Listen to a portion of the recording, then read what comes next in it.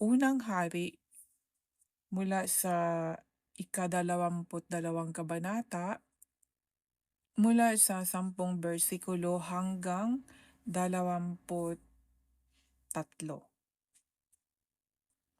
Ngayon sina Haring Ahab ng Israel at Haring Jehoshaphat ng Joda na nakasuot ng kanilang damit panghari at nakaupo sa kanilang trono sa harapan ng giikan na nasa bandang pintuan ng bayan ng Samaria. At nakikinig sila sa sinasabi ng mga propeta. Si Zedekiah na isa sa mga propeta na anak ni Kinaaya ay gumawa ng mga sungay na bakal. Sinabi niya ito ang sinasabi ng Panginoon kay Haring Ahab. Sa pamagitan ng mga sungay na ito, lilipulin mo, Haring Ahab, ang mga Arameo hanggang sa maubos sila. Ganito rin ang sinabi ng lahat ng propeta.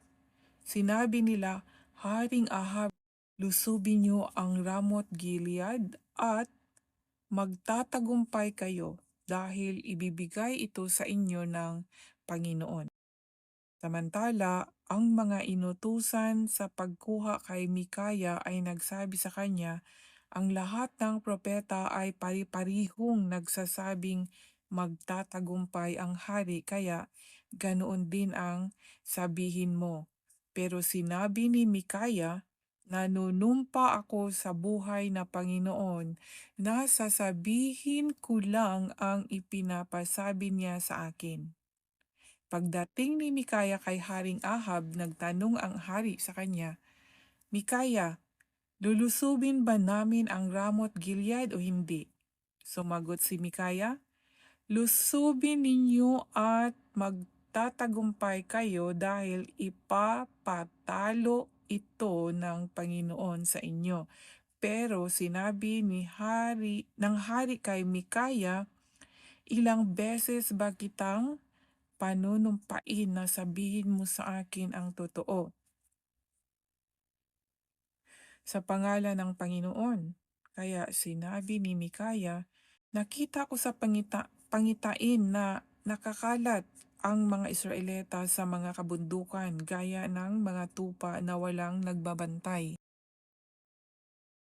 At nagsabi ang Panginoon, ang mga taong ito'y wala ng pinuno. Matiwasay niyo silang pauwiin.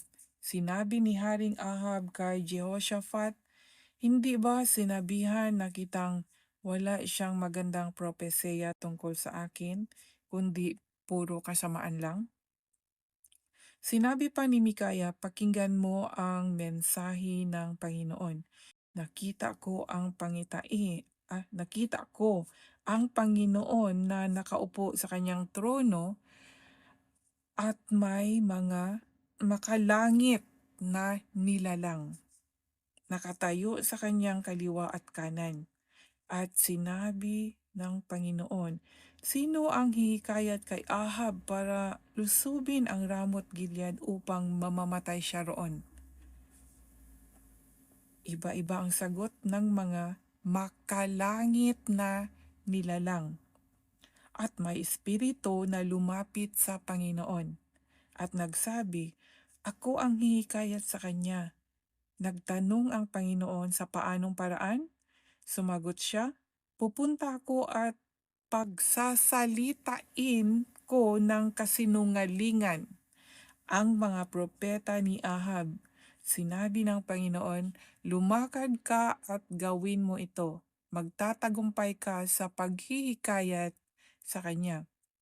At sinabi ni Mikaya, at ngayon, pinadalhan ng Panginoon ang iyong mga propeta ng espiritu na nagsasabi sa kanila ng kasinungalingan.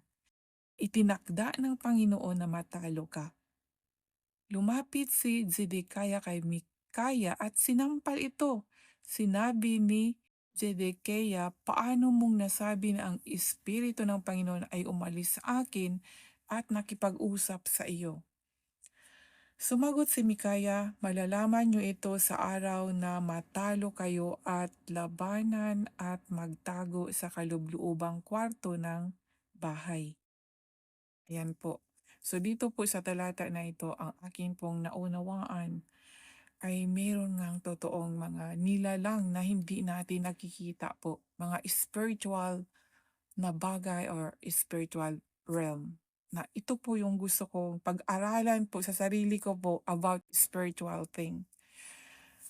Kaya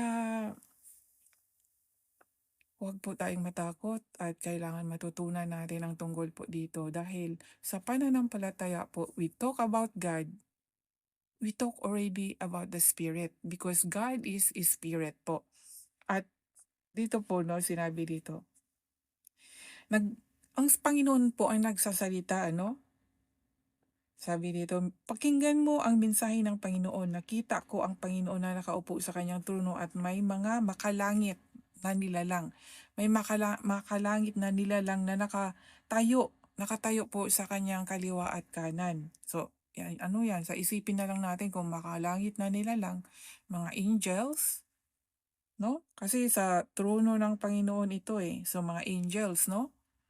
At sinabi ng Panginoon, nagsasalita siya, kinausap niya itong mga makalangit na nilalang. At sinabi ng Panginoon, sino ang hikayat kay Ahab para lusubin ang Ramot Gilead upang mamatay siya roon.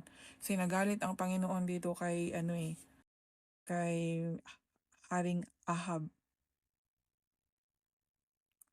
Iba-ibang sagot ng mga makalangit nilalang. So nag-uusap dito, no, nag-uusap dito ang Panginoon, ang Diyos sa mga angels. Ngunit ito po sa verse 21 ang sabi, at may espiritu na lumapit sa Panginoon at nagsabi, ako ang hihikayat sa kanya. So ito mga kaibigan, no, ang lalim nito, no? May espiritu na lumapit sa Panginoon. So isipin natin, anong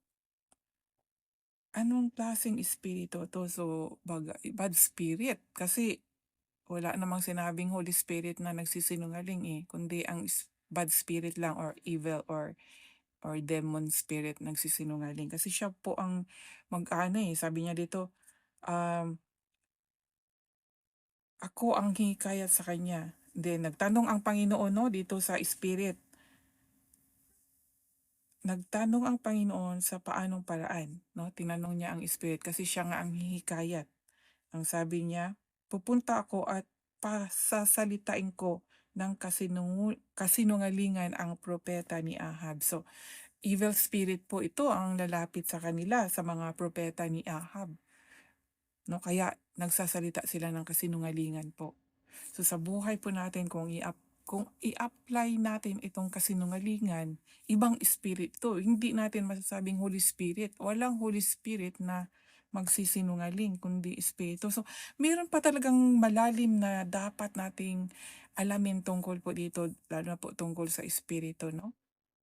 Dahil God is spirit po. Actually, meron tayong mababasa na ang espiritu ay mula sa Diyos. At pag namatay tayo, ang espiritu natin ay babalik din sa Diyos, no? Ang ating kaluluwa, ang yun, kung masama yung ginawa natin, mapupunta sa impyerno. Pag sa mabuti, siyempre sa langit. So, ito po sa talata na ito dito po sa unang hari, chapter 22 verse 10 to 23, ito po ang aking maibahagi.